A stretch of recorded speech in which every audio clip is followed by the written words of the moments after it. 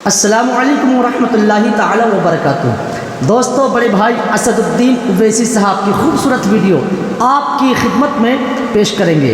उससे पहले आप सभी के हक़ में दुआ करते हैं कि अल्लाह पाक आप सबको सलामत रखे और खुश रखे और शादो आबाद रखे। दोनों जहान की दौलतों से आप सभी को अल्लाह पाक माला माल फरमाए। बड़े भाई असदुद्दीन ओवैसी साहब ने इस वीडियो के अंदर क्या कहा है और आपने क्या सुना, आप लोग कमेंट करके ज़रूर बताइए और दुआ करते हैं अल्लाह पाक बड़े भाई के इल्म व अमल में खूब बरकतें अता फरमाए। चलिए देर ना करते हुए वीडियो आपकी खिदमत में पेश करते हैं। इस्लाम जिसका उदय अरब से इस्लाम का, जी क्या बात है, जहाँ से उसका उदय हुआ, अरब की वो धरती, अरब के देश इस समय इजराइल की तरफ या अमेरिका की तरफ खड़े हुए दिखाई दे रहे हैं और यहाँ असदुद्दीन ओवैसी फिलिस्तीन के संदर्भ में आवाज़ें बुलंद करते हैं। इसको आप कैसे देखते हैं? देखिए, इस्लाम किसी की जागीर नहीं है, इस्लाम किसी अरब ममालिक की जागीर नहीं है। क्या बात इस्लाम एक दीन है, वे ऑफ लाइफ है, फितरत है, दीन फितरत है। और सच्चाई ये है कि फ़लस्तीन के लिए मुसलमान इसलिए तड़पता है क्योंकि वो मुसलमानों के लिए तीसरी सबसे अहम इबादत गाह है, मस्जिद अक्सा, बैतुल मुक़द्दस। और हमारा मानना ये है कि हम लोग जब दुनिया में दोबारा उठाए जाएंगे मरने के बाद, हमारा जो हिसाब किताब होगा, हम जब प्रॉफिट मोहम्मद सल्लल्लाहु अलैहि वसल्लम ठहरेंगे वही जगह रहेगी। वो जगह इसलिए भी हमारे लिए मुक़द्दस है क्योंकि वहाँ पर हमारे प्रॉफिट ने वहाँ से सफ़र किया आसमानों को जी, और अल्लाह सुब्हाना व तआला से वहाँ पर गए, मुलाकात की। इसलिए है, अब वो नहीं कर रहे हैं, ये नहीं कर रहे हैं। अच्छा, एक बात सुनिए, अज़रबैजान को हमने गाली दी थी ऑपरेशन सिंदूर में, राइटफुली गाली दी थी। अब हम अज़रबैजान से कह रहे हैं भाई साहब थोड़ा ले लीजिए और ला लीजिए हमारे पास। ये आपकी नीति है जी, बताइए इस पर क्या बोलेंगे आप? कल प्रधानमंत्री यहाँ पर थे जब हमारे सत्रों का उद्घाटन हो रहा था और उन्होंने ये कहा कि हम किसके साथ हैं। अगर दुनिया ये जानना चाहती है तो हम ये बता दें कि हम भारत के साथ हैं। भारत का हित जिसमें होगा हम वो करेंगे। नहीं है तो अभी आप जब बाकी देशों की बात कर रहे हैं, आप नहीं, देश के भारत का हित जिसमें समझ में आ रहा है वो कदम उठाए जा रहे हैं। देखिए, भारत का अगर साथ होते थे आप, तो आपका क्रूड ऑयल कहाँ 60% कहाँ से आ रहा है, 90% गैस कहाँ से आ रही है? हम लोग यहाँ बैठकर आराम से बातें कर रही हैं। जो ठेला, जो एक बंडी पर जो आदमी अपना काम कारोबार करता है, जो फैक्ट्री में उसको LNG की ज़रूरत है, उसको नहीं मिल रही LNG, उससे पूछिए जाकर आप। क्या बात, जो कमर्शियल सिलेंडर जिसको चाहिए उनको नहीं मिल रहा है। कितना अभी खारिफ सीजन शुरू होने वाला है, कितना MT यूरिया की ज़रूरत है? 7 खाली, 19 की ज़रूरत है, हम वो भी नहीं दे पाएंगे। MRI मशीन के लिए हीलियम की ज़रूरत है, वो भी नहीं दे पाएंगे। ये देश के हित में हो रहा है। आपने तो प्रीमियम पेट्रोल को बढ़ा दिया। जब ये चुनाव ख़त्म हो जाएंगे, देश को तैयार रहना पड़ेगा, पेट्रोल डीजल की कीमत बढ़ेंगी क्योंकि अब ये चुनाव है, चुनाव जीतना है। तो जैसा चुनाव होगा पेट्रोल डीजल की कीमतें बढ़ जाएंगी।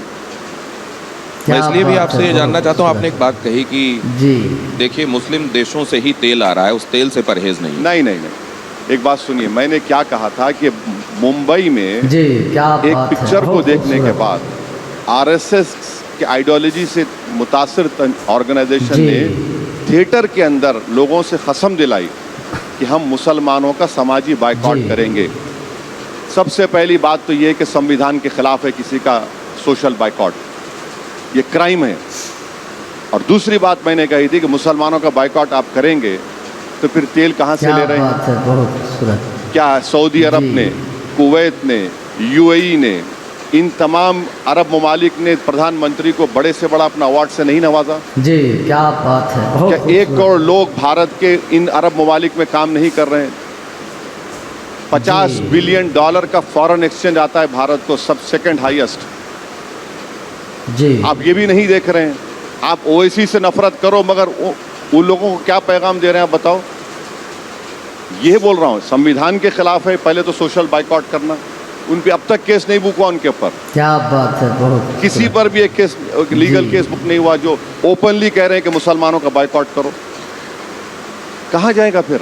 आप तो रूल ऑफ लॉ की धज्जियां उड़ा रहे हैं। रेडिकलाइज कौन हो रहा है? खूबसूरत। किसको संविधान पे भरोसा है बताइए आप? जी, आपने इस दौरान क्या ये भी देखा कि शिया और सुन्नी डिवाइड भी बहुत उभर कर सामने आ गया इस जंग के दौरान? नहीं, आपके दिल के अरमा आंसुओं में बह जाएंगे। क्या अरमा लग रहे हैं आपको? आपके अरमा आंसुओं में बह जाएंगे। कोई शिया सुन्नी इख्तलाफ था ना होगा, ना कभी इस पे होगा। सच्चाई की जहां बात आएगी सब एक होकर बोलेंगे। आप लोग कोशिश कर रहे हैं कि शिया सुन्नी का कुछ हो जाए, नहीं होगा, कुछ नहीं होगा। बहुत खूबसूरत। तो अरब कंट्रीज के बीच में और ईरान के बीच में जो हो रहा है वो शिया सुन्नी डिवाइड की वजह से नहीं। वो मेरे अब्बा नहीं है, वो आपके कोई रिश्तेदारी है तो उनसे पूछ लीजिए। नहीं, लेकिन आप तो रिश्तेदारी जोड़ लेते हैं जब तेल वहां से आने की बात करते हैं कि वो मुस्लिम कंट्री से तेल आ रहा है। देखिए ना इजराइल हम पे एहसान कर रहा है ना कोई कर रहा है। हम पैसे देकर ले रहे हैं, आपका हमारा पैसा जाकर हम तेल खरीद रहे हैं। क्या तो वो कर रहे हैं तो मैं तो उनका नुमाइंदा नहीं हूँ। आप उनसे पूछ लीजिए बुलाकर। दिल के अरमा वैसे असम में भी मुसलमानों के बहुत हैं और बदरुद्दीन अजमल के भी अरमान हैं कि असदुद्दीन ओवैसी आए, हाथ मिलाएं और साथ में चुनाव लड़ें। जी, जा रहे हैं आप असम? आपने कहा हेमंता बिस्व शर्मा का वो वीडियो आपने जिक्र किया जिसमें गोली मारते हुए दिख रहे थे। नहीं, हेमंत बिस्व शर्मा ने तो गोली मारने का वीडियो बनाया। और किसको गोली लग रही है भाई? मुसलमान को। हेमंत बिस्व शर्मा मुख्यमंत्री हैं, संविधान पर रोक लिया और कह रहे हैं कि मियाँ मुसलमान को 2 रुपये कम दो। जी, अरे अगर उसको 2 रुपये चाहिए हेमंत बिस्व शर्मा तो मैं दे देता हूँ 2 रुपये उसको। आप लोगों को क्यों बोल रहे हैं 2 रुपये कम दो? बहुत खूबसूरत। आप तो मुख्यमंत्री है ना। आप कह रहे हैं कि मैं ऐसा माहौल पैदा कर दूंगा कि पूरे मियाँ निकल के भाग जाएंगे। वो तो कहते हैं मैं घुसपैठियों की बात करता हूँ। घुसपैठिया मतलब घुसपैठी है। घुसपैठी का रिकॉर्ड क्या है? सुप्रीम कोर्ट मॉनिटर्ड एनआरसी हुआ, 20 लाख लोगों के नाम उस एनआरसी में नहीं आए। कितने मुसलमानों के नाम हैं? 2 लाख। 2.5 लाख समझिए, 17.5 लाख तो नॉन मुस्लिम है।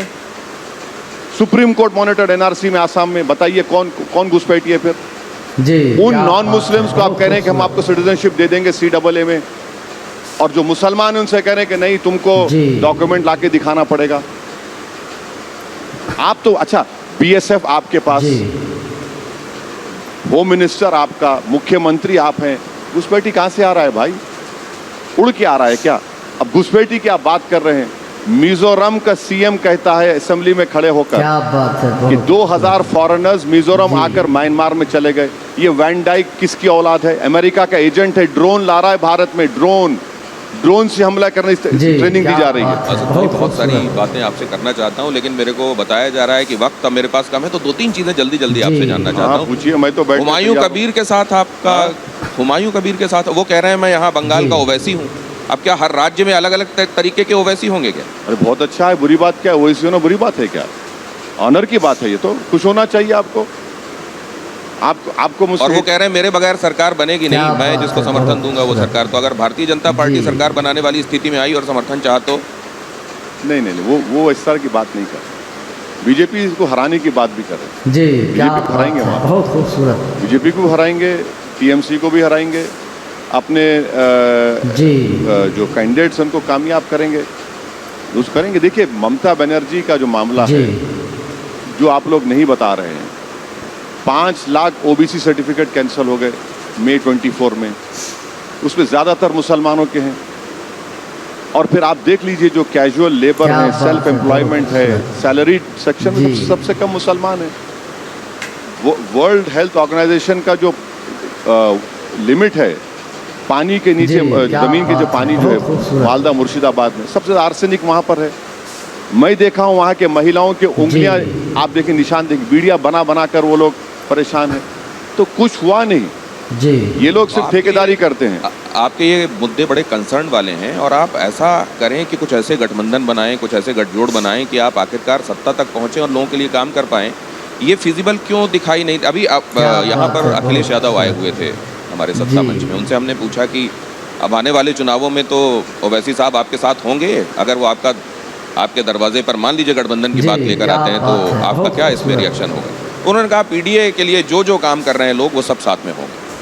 जी। लेकिन ना हाँ कहा ना कहा। आप गवाह हैं, वो जब जा रहे थे यहाँ से मुझे बोले मेरे खिलाफ मत बोलो, मेरे खिलाफ मत बोलो, बोल के गए मेरे खिलाफ मत बोलो।